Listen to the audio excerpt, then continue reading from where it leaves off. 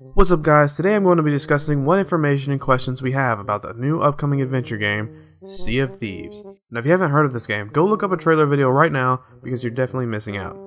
It's essentially an open world pirate multiplayer game where players roam the seas and islands of the map looking for treasure while also trying to keep that treasure safe from other pirate players.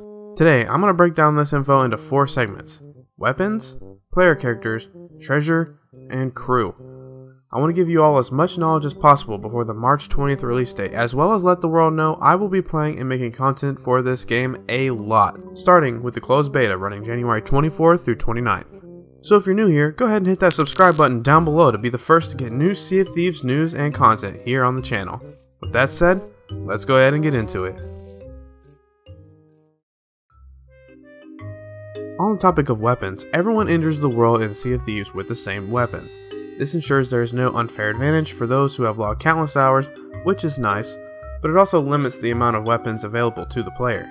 Currently, each player begins with a cutlass, a pistol, the Eye of Reach, which is a sniper rifle type of weapon, and a blunderbuss, which is a type of high-power, short-range firearm, kind of like a shotgun. This obviously doesn't include the cannons that are mounted on the player's ships. Although this system ensures a level playing field for all who enter and play the game, it also somewhat takes away from progression as there are no weapon upgrades to make your weapon stronger or more powerful. However, when completing certain voyages or finding rare treasure, players are able to customize their weapons cosmetically by buying or finding certain skins for weapons with the in-game currency.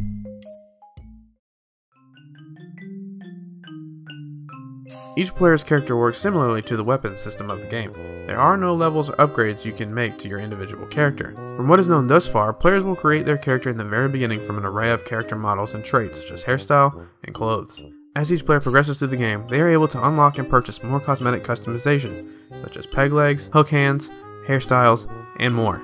This, along with earned titles, will be the way to show other pirates of the world how far you progressed through the game, since there will be no actual numerical levels involved. It will be interesting to see how this system will be accepted, and if it will be easy to tell when you come across an elite player who has amassed loads of hours in the game. Creating your own crew with your friends is probably the biggest draw to this game.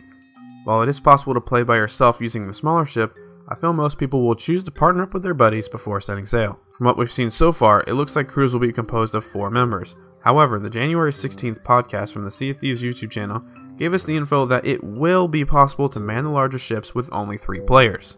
Crew members will have their own duties to perform to ensure smooth sailing, such as captaining the ship, navigating, keeping an eye out for enemy ships, and manning the ship's cannons. At this point, it doesn't look like each member of the crew is assigned to a job and must keep it, rather that the crew can communicate on which person wants to do what and switch out when they feel like it. One huge question still left unknown as of the making of this video is the world player count. Specifically, what is the max number of players allowed in each world server? When thinking of this answer to myself, I was thinking somewhere around the 50 player mark would be a nice happy medium. But then again, it could be more or it could be less, depending on what the developers feel is right. Though this is indeed a big question, the biggest question regarding the crew aspect of this game is the crew's ship itself. Does each player have their own ship? And if so, whose ship is used when you and your friends play together? Can these ships be customized? One would assume so, considering this is a pirate game after all. But it seems, once again, we will have to wait until the closed beta to find out the answers to many of these questions. Here we are now at the treasure aspect of the game, something everybody has been wanting to know about. From what we've seen from the developers so far, treasure voyages will be broken down into 3 different trading companies located at the outposts of the world: the Gold Hoarders, the Merchant Alliance, and the Order of Souls. Each trading company has a different style of quest, and completing these quests will allow you to earn reputation within that company. The Gold Hoarders are your run-of-the-mill treasure hunter who wants nothing more than to find the riches of the world. The Merchant Alliance is solely focused on trade, and will give you tasks mainly focused on transporting their goods to other places and finding exotic animals in the wild. And lastly, the Order of Souls is focused on obtaining the power of the great pirates of the past, and they will have you venture off to fight and collect the skulls of these dead pirate legends. Now, the more voyages you complete within each trading company, the better the voyages and rewards get along the way. It also seems that this is how you will earn your titles that show off how much of the game you've played and the time you've invested into it. Now, the key thing about treasure is the fact that other pirate crews can steal it from you, which I think is another one of the bigger draws of the game. But how exactly will this stealing work? Will you have to sink the opposing ship? Can you just sneak on board and grab it, returning back to your own ship? I'm not sure, and it's something we'll have to see in the upcoming beta on January 24th.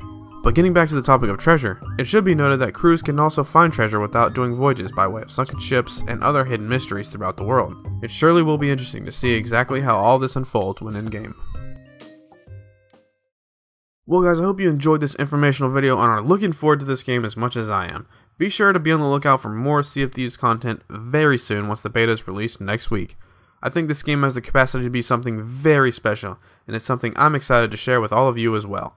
So like I said before, be sure to hit that subscribe button to not miss out on the coming content, and like always, stay legendary.